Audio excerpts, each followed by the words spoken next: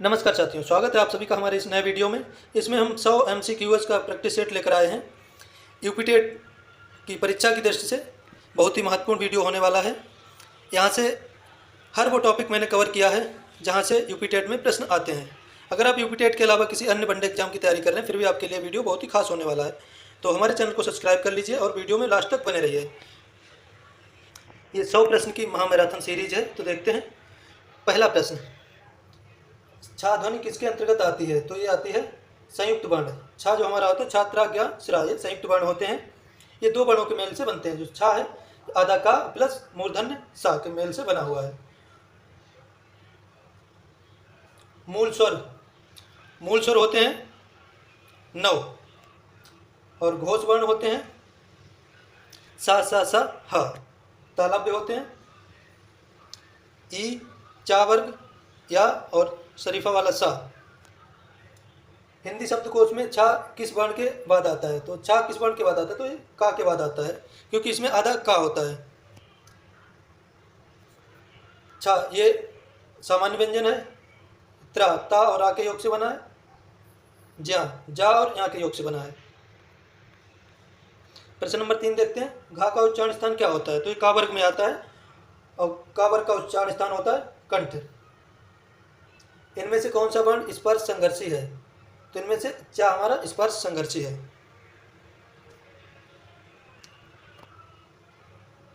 दयानंद में प्रयुक्त संधि का नाम है दीर्घ संधि, दया प्लस आनंद। कपीस में प्रयुक्त संधि है कपी धन ईस, दीर्घ संधि। सदैव में प्रयुक्त संधि है तो सदा धन एव वृद्धि संधि। जो वृद्धि संधि होती है उसमें दो मात्राएं हो जाती हैं, चाहे तो ए की होंगी या फिर औ की होंगी। पवित्र का संधि विच्छेद है पो धन इत्र बराबर पवित्र। 9 नंबर, प्रतिकूल शब्द में कौन सा उपसर्ग है? प्रतिकूल में कौन सा उपसर्ग है? तो इसमें आगे बढ़ गया क्या? प्रतिकूल में कौन सा उपसर्ग है? तो इसमें प्रति उपसर्ग है और कूल शब्द है। धुंधला में प्रयुक्त प्रत्यय है तो धुंध प्लस ला प्रत्यय इसमें। 11 नंबर देखते हैं, दो या दो से अधिक शब्दों के मेल से बने नए सार्थक शब्द को क्या कहते हैं? तो समास कहते हैं। समास में शब्दों का मेल होता है और संधि में वर्णों का मेल होता है। अव्ययीभाव समास का एक उदाहरण है यथाशक्ति, यानी शक्ति के अनुसार। पाप पुण्य में कौन सा समास है? इसमें द्वंद्व समास है। इसमें दोनों पद प्रधान होते हैं, द्वंद्व समास होता है। उसको और या फिर या बीच में लगाकर अलग किया जा सकता है। पाप पुण्य, पाप या पुण्य या फिर पाप और पुण्य। बहुब्रीहि समास में कोई तीसरा पद प्रधान होता है। तत्पुरुष समास में विशेषता बताई जाती है, पहला पद विशेषण होता है, दूसरा होता है विशेष से। कर्मधारय समास में कारक चिन्ह संबंधित होते हैं, ये संबंध बताता है। दशानन में कौन सा समास है? तो बहुब्रीहि समास। 10 है आनंद जिसके अर्थात भाई रावण। बानर का तद्भव रूप है बंदर। बानर संस्कृत का तत्सम शब्द है और बंदर हिंदी में जो तद्भव है। कौन सा शब्द तत्सम है? तो उद्गम तत्सम है। खेत, दर्शन, कोट ये सब तद्भव है। वस्तु, स्थान, भाव या विचार के नाम को क्या कहते हैं? संज्ञा कहते हैं। सर्वनाम, जो शब्द संज्ञा के स्थान पर प्रयोग किए जाते हैं उन्हें सर्वनाम कहते हैं। संज्ञा या सर्वनाम की विशेषता बताने वाले शब्दों को विशेषण कहते हैं और जिसकी विशेषता बताई जाए वो विशेष्य होता है। 18 नंबर देखते हैं, उत्पत्ति के आधार पर संज्ञा के कितने भेद हैं? तो 3 भेद हैं। स्त्रीत्व शब्दों में कौन सी संज्ञा है? तो भाववाचक संज्ञा है।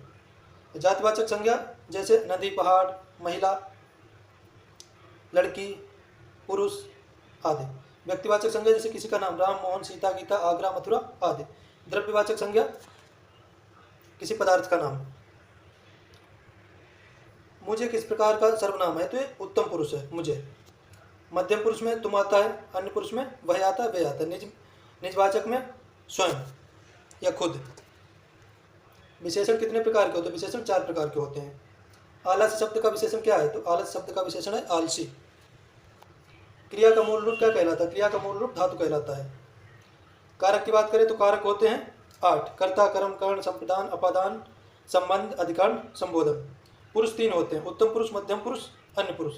काल 3 होते हैं, वर्तमान काल, भूतकाल, भविष्य काल।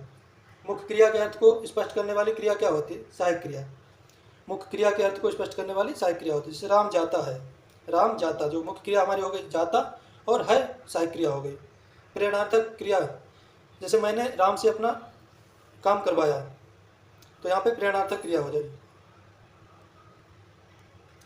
वाच्य कितने प्रकार के होते हैं? 3 प्रकार के होते हैं, कर्तृवाच्य, क्रमवाच्य और भाववाच्य। अव्यय के कितने भेद हैं? अव्यय के 4 भेद हैं। वृक्ष से पत्ते गिरते हैं, कौन सा कारक? इसमें अपादान कारक है। संस्कृत में सूत्र होता है दुर्गम पाए अपादानम। कर्म, कर्म का चिन्ह होता है को, जैसे मैंने राम को पुस्तक दी, कर्म से के द्वारा इसका चिन्ह होता है। जैसे मैंने कलम से पत्र लिखा, तो कलम में कौन सा कारक है? कर्म। अधिकरण में पेपर, जैसे अंग्रेजी में होता है प्रीपोजिशन, तो में पेपर इसके चिन्ह होते हैं। जैसे पेन किताब पर रखा है, लड़का मेज पर बैठा है, इस प्रकार से। तो यहाँ पे अधिकरण कारक होता है। कारक के कितने भेद होते हैं? कारक के 8 भेद होते हैं, जो मैं आपको अभी बता चुका हूँ। कमल का पर्यायवाची शब्द नहीं है, कमल का पर्यायवाची रसाल नहीं है, बाकी सब कमल के पर्यायवाची हैं। आकाश का पर्यायवाची शब्द है व्योम। दृग आँख का पर्यायवाची होता है, और विप्र ब्राह्मण का पर्यायवाची होता है। स्थावर का विलोम क्या है? जंगम। चेतन का विलोम होता है जड़। गरिमा शब्द का विलोम लघिमा। अंधकार का प्रकाश।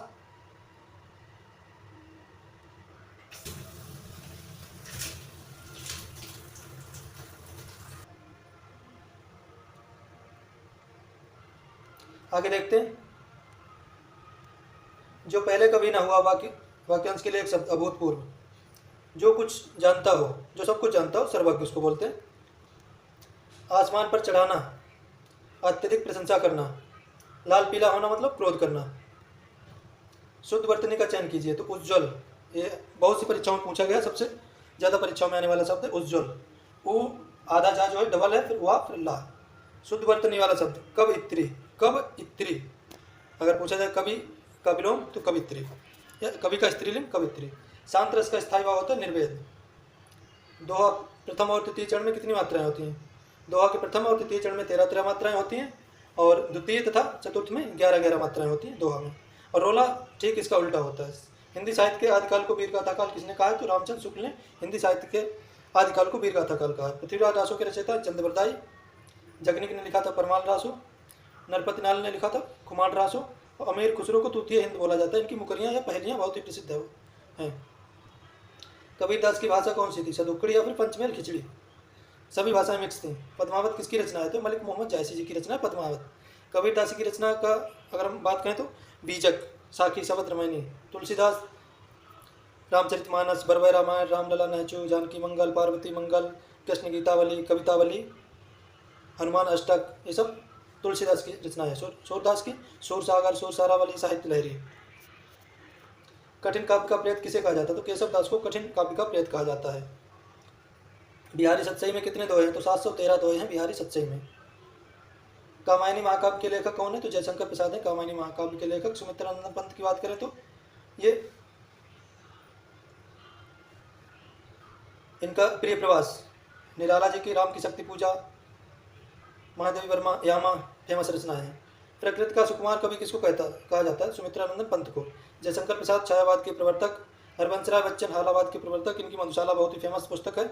और निराला, इन्होंने कविता को छंद से मुक्त किया था। हिंदी में प्रथम ज्ञानपीठ पुरस्कार प्राप्त किसको हुआ? तो सुमित्रानंदन पंत को। सरस्वती पत्रिका के यशस्वी संपादक कौन है? तो महावीर प्रसाद द्विवेदी। आलोक का विलोम क्या है? तो अंधकार। ज्येष्ठ का विलोम कनिष्ठ। मृगेंद्र का पर्यायवाची है शार्दूल यानी कि सिंह। अहि सांप का पर्यायवाची है हिरण, हिरण है। कुरंग मतलब कुरूप। तनु का पर्यायवाची शरीर। तन मन धन कौन सा समास है? इसमें द्वंद्व समास है। देवासुर में कौन सा समास है? द्वंद्व। देव और असुर, तन मन और धन। संस्कार शब्द किस उपसर्ग से बना है? तो सम उपसर्ग प्लस कार, सम प्लस कार संस्कार। पुरोहित में उपसर्ग है, पूरा उपसर्ग है इसमें। यार अलावा किस प्रकार के व्यंजन है? तो अंतस्थ व्यंजन है। अनुनासिक का संबंध होता है नाक और मुंह दोनों से। जो हर वर्ग के पंचमाक्षर अनुनासिक होते हैं, वहाँ यहाँ अड़ाना माँ। साकेत महाकाव्य के रचयिता है मैथिली शरण गुप्त। भारत भारती के रचनाकार है मैथिली शरण गुप्त। इनको भारत भारती पे ज्ञानपीठ पुरस्कार मिला था। छायावाद के प्रवर्तक का नाम जयशंकर प्रसाद।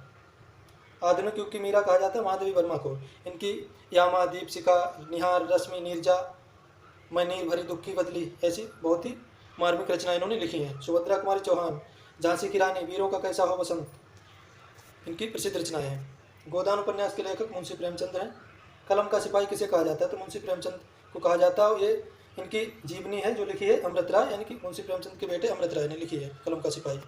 आंसू का बहुवचन क्या होगा, तो आंसू का बहुवचन होगा आंसू। आंसू सदैव बहुवचन में प्रयोग किया जाता है। प्राण सदैव बहुवचन में, आंसू, प्राण, ये शब्द हमेशा बहुवचन में ही प्रयोग किए जाते हैं। बाल, दाता शब्द का स्त्रीलिंग होगा दात्री। विशेषण शब्द जिस शब्द की विशेषता बताता है कहते हैं विशेष से। विशेषण जिसकी विशेषता बताता है उसको विशेष से कहते हैं। संज्ञा, किसी का नाम, सर्वनाम जो संज्ञा के स्थान पर प्रयोग किया जाए, मैं, तुम, हम, वह। प्रविशेषण जो विशेषण की विशेषता बताता है, जैसे राम बहुत तेज दौड़ता है। राम कैसे दौड़ता है, तेज, लेकिन बहुत तेज, तो बहुत क्या होगा, प्रविशेषण। काम का नाम बताने वाले शब्द को क्या कहते हैं, क्रिया। युगांत के रचनाकार हैं सुमित्रानंदन पंत। प्रगतिशील लेखक संघ की स्थापना हुई 1936 में। तार सप्तक के संपादक हैं अज्ञेय। अज्ञेय का पूरा नाम डॉक्टर सच्चिदानंद हीरानंद बादशाह अज्ञेय। कितनी नावों में कितनी बार के लिए अज्ञेय को कौन सा पुरस्कार मिला, तो ज्ञानपीठ पुरस्कार मिला अज्ञेय जी को। अग्नि का तत्व आग है। मक्खी का तत्सम शब्द मच्छिका। अंधकार का पर्यायवाची तिमिर। निर्धन का पर्यायवाची निधन का देहावसान। उज्ज्वल का सही संधि विच्छेद उत प्लस ज्वल, यहाँ पे व्यंजन संधि हो जाती है। दिगंबर का सही संधि विच्छेद दिक प्लस अंबर, यहाँ पर भी व्यंजन संधि है। कनक कनकते सौगुनी मादकता अधिका, यहाँ पे अलंकार हो जाता है यमक। श्लेष जहाँ पे एक ही शब्द के कई अर्थ हों और वो एक ही बार प्रयोग हुआ हो, वहाँ पे श्लेष। अनुप्रास निरंतर व्यंजन वर्णों की आवृत्ति को अनुप्रास अलंकार कहते हैं। उपमा, जहाँ पे सा सी समान जैसे वाचक शब्द हैं, यहाँ पे उपमा, जैसे मुख चंद्रमा के समान सुंदर है। तरन तनुजा तट तमाल तरवर बहुछा, यहाँ पे ता व्यंजन वर्ण की आवृत्ति बार बार हुई है तो अनुप्रास अलंकार हो जाता है। शुद्ध वर्तनी का ध्यान चयन कीजिए। आशीर्वाद, आशीर्वाद कैसे लिखा जाए, आशी प्लस बा के ऊपर रा, फिर वाह, फिर आशीर्वाद। ज्योत्सना का शुद्ध वर्तनी है आधा जा यो, फिर आधा ता, आधा सा और नाम डंडा, ज्योत्सना। ये शब्द बहुत ही ज़्यादा पूछे जाते हैं। आशीर्वाद, ज्योत्सना, उज्ज्वल। अव्यय का पूरा दूसरा नाम क्या है, तो अभिकारी शब्द। निपात कितने होते हैं, तो निपात 9 होते हैं। रचना के आधार पर वाक्य कितने प्रकार के होते हैं, 3 प्रकार के।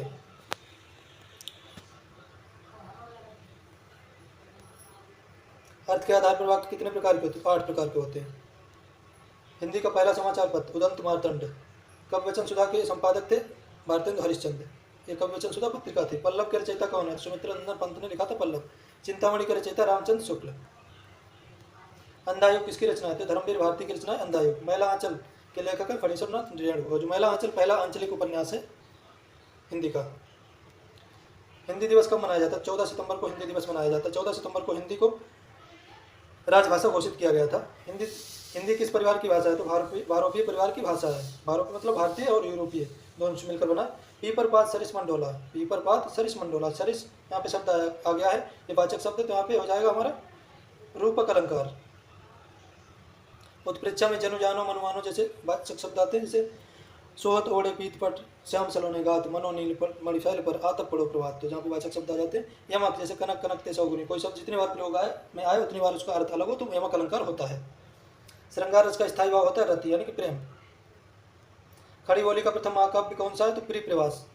भारत भारती के रचनाकार है मैथिली शरण गुप्त।